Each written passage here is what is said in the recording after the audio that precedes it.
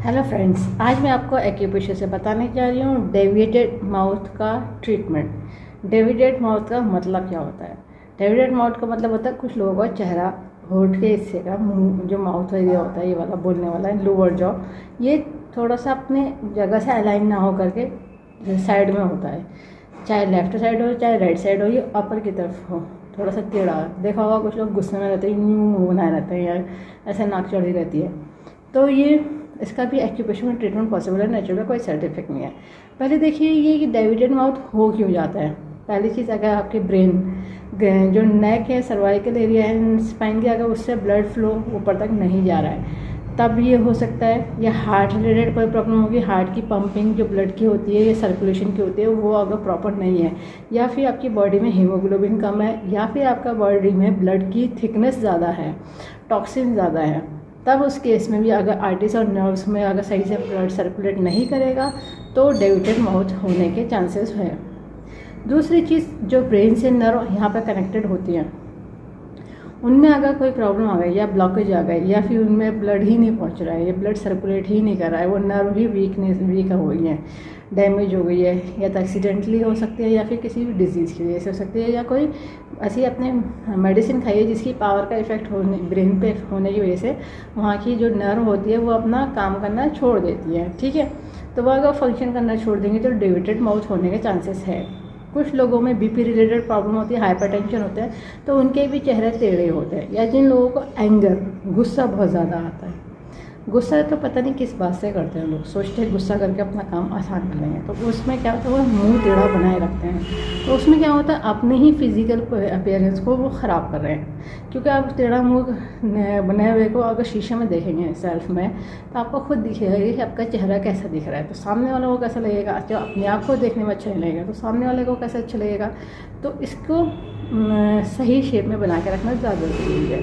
ठीक है, या तो अगर डेविएटेड माउथ हो गया है, लोअर जॉ में कोई प्रॉब्लम तो नहीं है, लॉ जॉ की प्रॉब्लम तो नहीं है, तब भी ऐसा हो सकता है। अगर ऐसा है तो वहाँ की जो नर्व है वो सही से फंक्शन नहीं कर रही है, तो उसकी फंक्शनिंग इम्प्रूव करी जा सकती है। दूसरी चीज़, अगर आपके सर्वाइकल में जो भी सर्वाइकल की नर्व होती है, स्पाइन में से जो बोन में से वहाँ से कनेक्टेड होती है, अगर उसमें कोई प्रॉब्लम आ गई, ऑस्टिफाइड्स हो गए, बोन में हो गए सर्वाइकल, तब भी डेविएटेड माउथ हो जाए। क्योंकि वहाँ की नर्व जो होती है आर्टरीज में खिंच जाएंगी, तो माउथ का जो मसल्स होती है वो उस तरफ को ले जाता है। ठीक है, तो जैसे आपने कभी देखा होगा पैर टेढ़ होती है, उस तरह से माउथ का एरिया भी हो सकता है। तो पहले तो आप ये देख लीजिए आपका रीज़न क्या है, किस वजह से ऐसा हो रहा है, तो उसके अकॉर्डिंग तो पॉइंट अलग से ऐड ऑन करे जाएंगे। अब पर्टिकुलर मैं उस जनरल पॉइंट दे देती हूँ ताकि आपको उसमें रिलैक्स हो सके। क्योंकि जब डेविएटेड माउथ होता है तो रात में वहाँ पे मसल्स में बहुत ज़्यादा पेन होता है, खिंचाव होने लगता है, ऐंठ जाती है।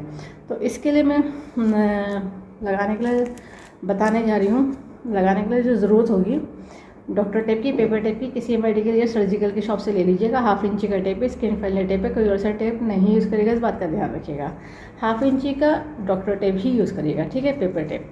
अब जिन्होंने कोर्स करा उन्हें पता है कि पेशा में यूज़ होती है बियॉन्ड मैग्नेट, जो एक तरफ से वाइट होती है, एक तरफ से येलो होती है, टोन सीडेड का काम करती है, प्लस माइनस एनर्जी होती है, नॉर्थ पोल साउथ पोल।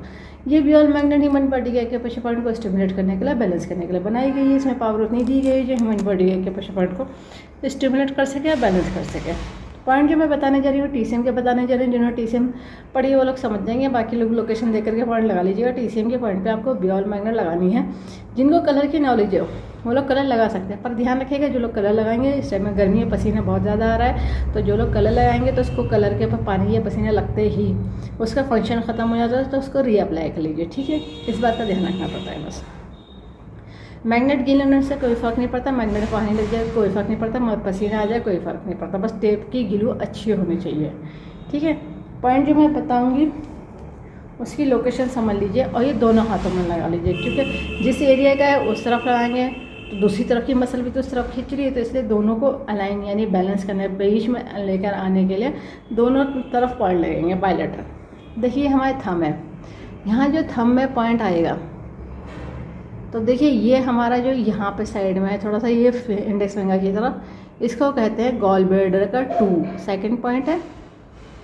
फिर हमारा आ जाएगा स्टमक का 4, फिर स्टमक का 6, स्टमक का 7। 4 पॉइंट ये बिल्कुल पास पास है, ये जो एरिया होता है इसी जगह को कवर कर रहा है। फिर एक जो पॉइंट आएगा थोड़ा सा यहाँ के पास को है, तो देखिए थंब के बैक साइड आ जाते हैं, इंडेक्स फिंगर की तरफ है। ये जो जॉइंट है इसी जॉइंट से बिल्कुल साइड में, जहाँ से देखिए यहाँ पे नेल के साइड में जो ये मसल्स स्किन होती है, तो यहाँ पे है ये पॉइंट। तो ये पॉइंट आ जाएगा TW का 17। अब डेविएटेड माउथ है तो इस पॉइंट को, इन सब पॉइंट को कराया जाएगा। इस एरिया की जो मसल्स ज़्यादा टाइट हो गई, स्टिफ हो गई, तो उसको रिलीज़ करने के लिए करा जाएगा सीडेड। सीडेड करने का तरीका रहेगा, बियॉल मैग्नेट पेपर टेप में से जब येलो विजिबल होती है तो इसको कहता है सीडेड, और जो स्किन पर टच होना है वो येलो टच होना है। तो टच होने पे तो इतना ध्यान नहीं देते, जो विजिबिलिटी होती है मैग्नेट की हम उसी को काउंट बताया जाता है। तो टच तो अपोजिट साइड ही होगी, ठीक है।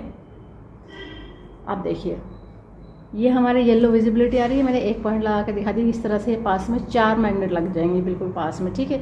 एक के ऊपर एक टेप के ओवरलैपिंग से कोई फ़र्क नहीं पड़ता, क्योंकि टेप के पार भी है मैग्नेट की पावर उतनी ही काम करेगी, ठीक है। कितनी भी टेप की लेयर हो जाए उससे फ़र्क नहीं पड़ता है। बस लोकेशन अच्छे से मार्क कर लीजिएगा। एक ही टेप में एडजस्ट करने की कोशिश नहीं करेगा, क्योंकि पास पास पॉइंट है। अगर आपसे एडजस्ट हो जाए तो ज़्यादा अच्छा, नहीं तो फिर इसको अलग अलग टेप में 4 पॉइंट लगा लीजिएगा। देखिए सीडेड कर दिया है, सीडेड करने में येलो विजिबल हो रही है।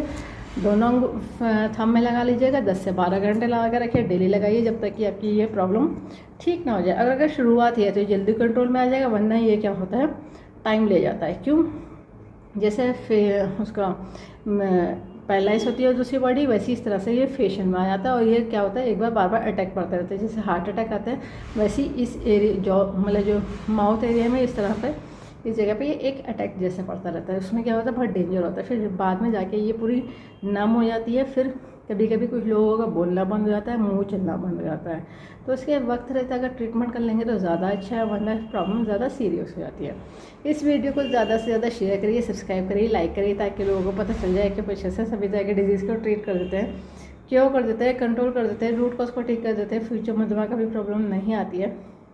बस लाइफ स्टाइल को ठीक रखना होता है। बेल आइकन प्रेस करना ना भूलिएगा, जब भी मैं नया वीडियो अपलोड करूँगी तो आपको लेटेस्ट नोटिफिकेशन मिल जाएगा। लाइक करना ना भूलिएगा। इस वीडियो को एंड तक देखने के लिए thank you very much. See you next time.